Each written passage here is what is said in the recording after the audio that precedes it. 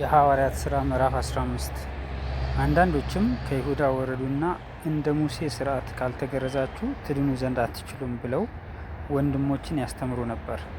በእነርሱና በጳውሎስ በበርናባስም መካከል ብዙ ጥልና ክርክር በሆነ ጊዜ ስለዚህ ክርክር ጳውሎስና በርናባስ ከእነርሱም አንዳንዶች ሌሎች ሰዎች ወደ ሐዋርያት ወደ ሽማግሌዎችም ወደ ኢየሩሳሌም ይወጡ ዘንድ ተቆረጠ። ቤተ ክርስቲያኑም በመንገድ እየረዳቸው እነርሱ የአሕዛብን መመለስ እየተረኩ በፊንቄና በሰማርያ አለፉ። ወንድሞችንም ሁሉ እጅግ ደስ አሰኟቸው። ወደ ኢየሩሳሌም በደረሱ ጊዜ ቤተ ክርስቲያንና ሐዋርያት ሽማግሌዎችም ተቀበሏቸው። እግዚአብሔርም ከእነርሱ ጋር ያደረገውን ሁሉ አወሩ። ከፈሪሳውያን ወገን ግን ያመኑት አንዳንዶቹ ተነስተው ትገርዟቸው ዘንድና የሙሴን ሕግ እንዲጠብቁ ታዟቸው ዘንድ ይገባላሉ። ሐዋርያትና ሽማግሌዎችም ስለዚህ ነገር ለመማከር ተሰበሰቡ። ከብዙ ክርክርም በኋላ ጴጥሮስ ተነስቶ እንዲህ አላቸው፣ ወንድሞች ሆይ አሕዛብ ከአፌ የወንጌልን ቃል ሰምተው ያምኑ ዘንድ እግዚአብሔር በመጀመሪያው ዘመን ከእናንተ እኔን እንደመረጠኝ እናንተ ታውቃላችሁ። ልብንም የሚያውቅ አምላክ ለእኛ ደግሞ እንደሰጠን መንፈስ ቅዱስን በመስጠት መሰከረላቸው። ልባቸውን በእምነት ሲያጸና በእኛና በእነርሱ መካከል አንዳች አልለየም።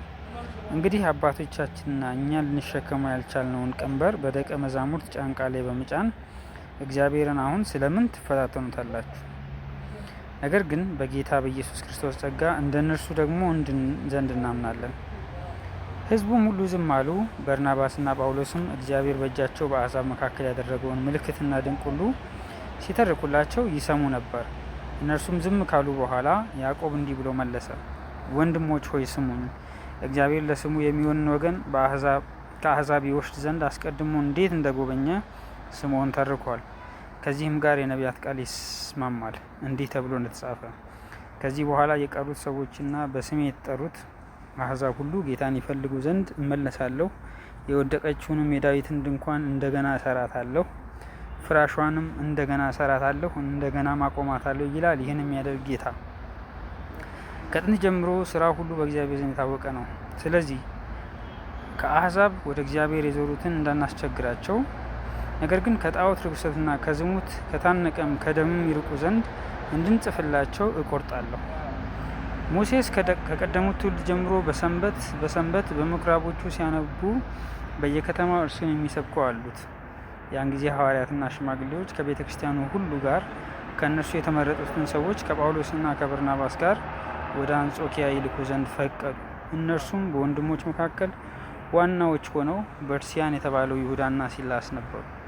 እንዲህም ጽፈው በእነርሱ እጅ ላኩ። ሐዋርያትና ሽማግሌዎች ወንድሞችም በአንጾኪያና በሶሪያ በኪልቅያም ለሚኖሩ ከአሕዛብ ወገን ለሆኑ ወንድሞች ሰላምታ ያቀርባሉ። ያላዘዝናቸው ሰዎች ከእኛ ወጥተው ትገረዙ ዘንድና ሕግን ትጠብቁ ዘንድ ይገባችኋል ብለው ልባችሁን እያወቁ በቃል እንዳናወጧችሁ ስለሰማን ስለ ጌታችን ስለ ኢየሱስ ክርስቶስ ስም ነፍሳቸውን ከሰጡት ከምንወዳቸው ከበርናባስና ከጳውሎስ ጋር የተመረጡትን ሰዎች ወደ እናንተ እንልክ ዘንድ በአንድ ልብ ሆነን ፈቀድን። ራሳቸውም ደግሞ በቃላቸው ያንኑ ይነግሯችሁ ዘንድ ይሁዳንና ሲላስን ልከናል። ለጣዖት ከተሰዋ ከደምም ከታነቀም ከዝሙትም ትርቁ ዘንድ ከዚህ ከሚያስፈልገው በቀር ሌላ ሸክም እንዳንጭንባችሁ እኛና መንፈስ ቅዱስ ፈቅደናልና፣ ከዚህም ሁሉ ራሳችሁን ብትጠብቁ በመልካም ትኖራላችሁ። ጤና ይስጣችሁ። እነርሱም ተሰናብተው ወደ አንጾኪያ ወረዱ። ሕዝቡንም ሰብስበው ደብዳቤውን ሰጧቸው። ባነበቡትም ጊዜ ከምክሩ የተነሳ ደስ አላቸው። ይሁዳና ሲላስም ደግሞ ነቢያት ነበሩና ወንድሞችን በብዙ ቃል መክረው አጸኗቸው። አያሌ ቀንም ከተቀመጡ በኋላ ከወንድሞች በሰላም ተሰናብተው ወደ ሐዋርያት ሄዱ። ሲላስ ግን በዚያ ይኖር ዘንድ ፈቀደ። ጳውሎስና በርናባስም ከሌሎች ከብዙ ሰዎች ጋር ደግሞ የጌታን ቃል እያስተማሩና ወንጌልን እየሰበኩ በአንጾኪያ ይቀመጡ ነበር።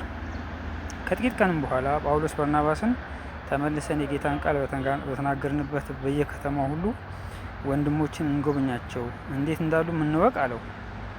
በርናባስም ማርቆስ የተባለውን ዮሐንስን ደግሞ ከእነርሱ ጋር ይወስድ ዘንድ አሰበ።